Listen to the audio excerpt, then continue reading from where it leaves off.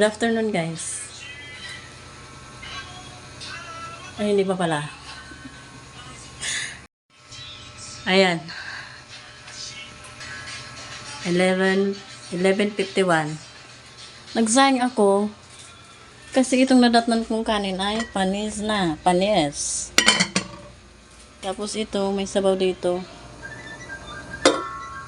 Tahong. Ito pa ata yung mantika. Oh, yan pa yan. Mantika yan. Pinagprituhan. Ayan yung bagets.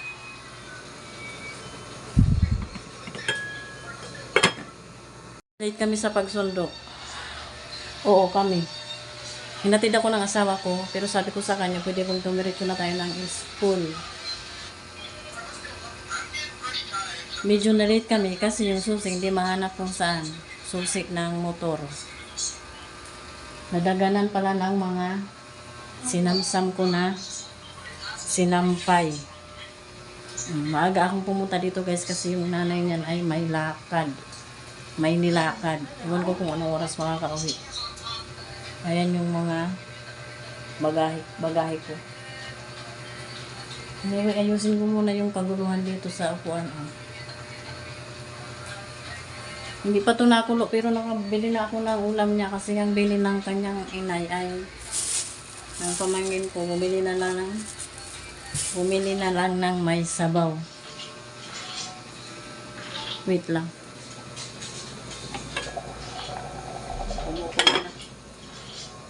Pero mag-alas 12 na. Nainiman siyang 100 dito. Ito na yung sukli. Baryang-barya. Pinakain ko muna ng snack. Kasi nga, magpapainin pa nito. Ayun, may kinakain siyang snack. Ayusin ko muna yung mga kalat dyan, guys.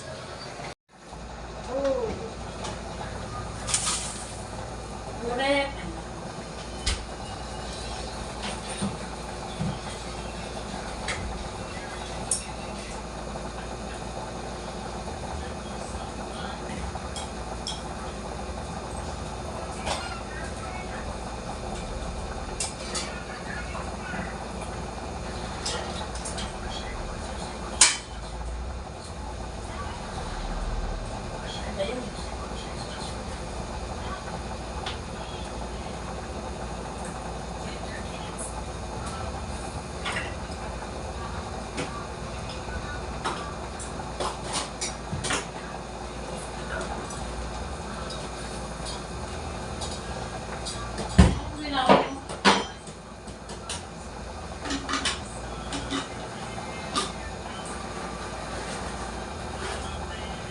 Wala kang baon?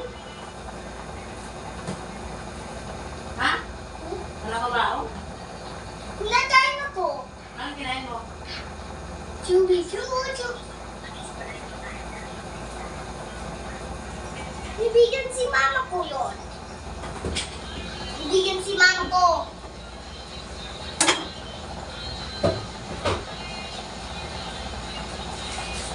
Yung mga tukanin. Isang ba to?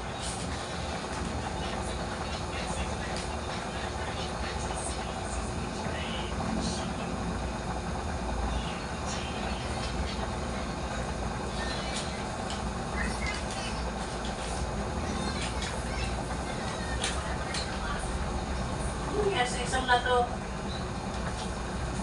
Daming mali, ah.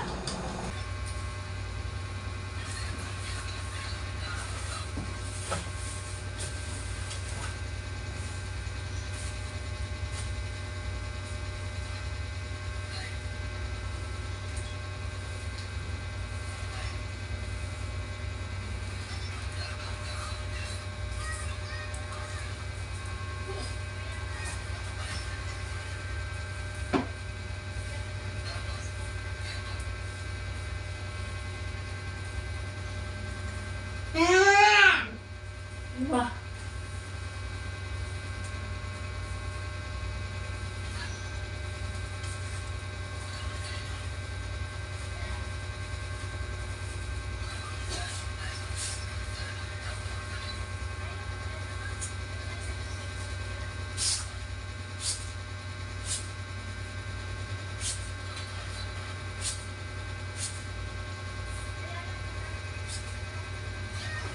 you, my dear friends.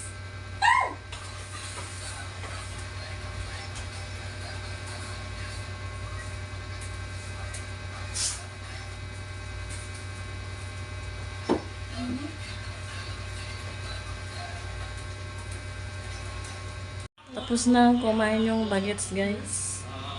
And ako naman, lalaban ko yung binabad ko na uniform niya. Yung hinubad niya ang uniform. Dalawa lang kasing pares yun.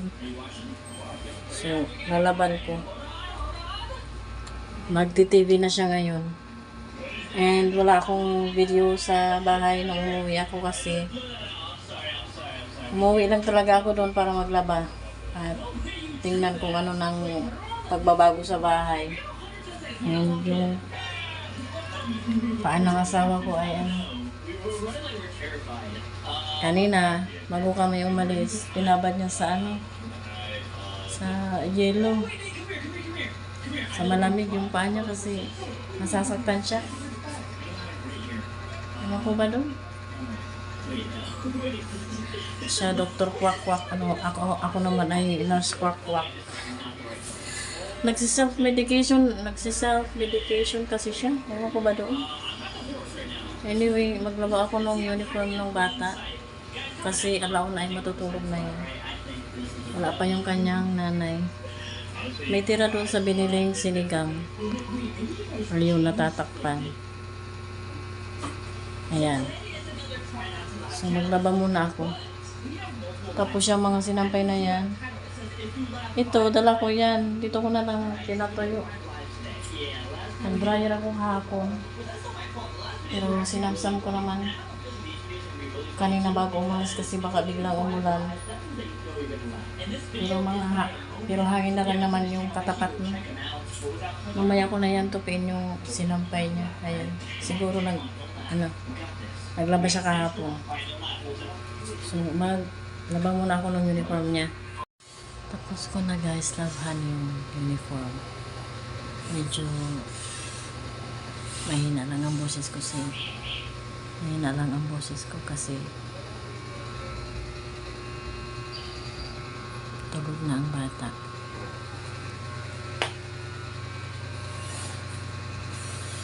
Kita niyo ba?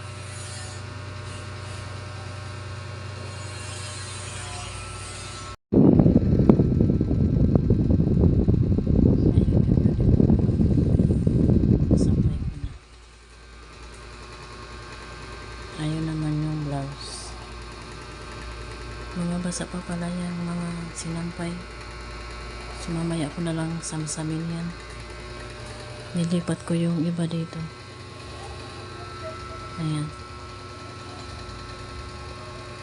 Hello guys. Hindi ko pa yan nasamsam kasi medyo basa pa.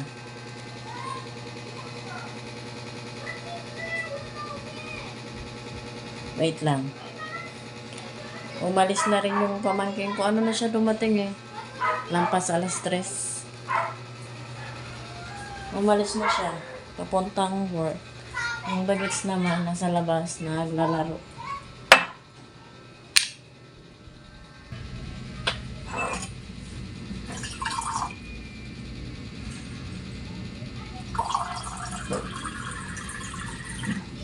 Magre-review yun mamaya.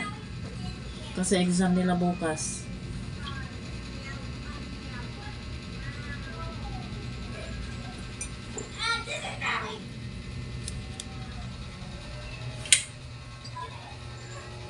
Bibo rin naman yung bagets. Kita nyo yan mga medal. Bibo yan. Ayun pa oh.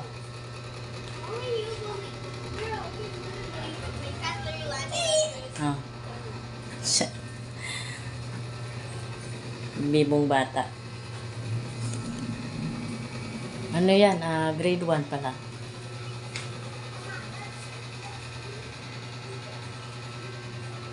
And itong fan, hindi niya to nagamit kanina. Lubat pala. Ayan. Pinaalalang i-charge. Ayun ang re-reviewin niya.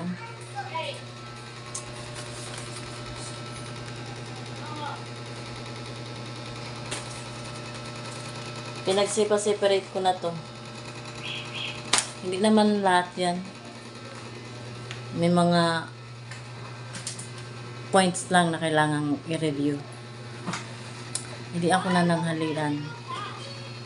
I mean, yung kinain namin kanina bago ako umalis. Ay, pinagsabang almusal at tanghalian. Sa akin. Sa asawa ko. Kumain yun bago umalis. Kasi nagluto ako doon eh. Pinaprito ko yun ng isda bago kami umalis. Bago niya ako hatid dito. Kanina ng pagsundo namin sobrang traffic. Kaya yun nga, medyo na late kami. Kusot na yung mukha ng bata. Lima pa silang hindi na susundo. So ayun, ang ulam niya pa rin ay ito. Ayan, sabaw. Yung sinigang.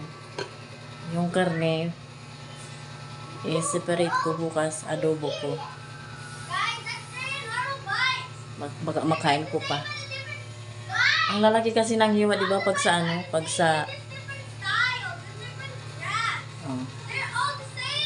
English, di ba?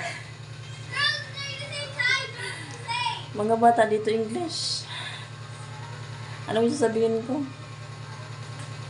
Ang lalaki kasi ng hiwa nila, di ba nga, pang business. So, malalaki ang hiwa. Yung tahong, tanggalin ko na lang sa shell kasi lalagay yan sa kaning baboy.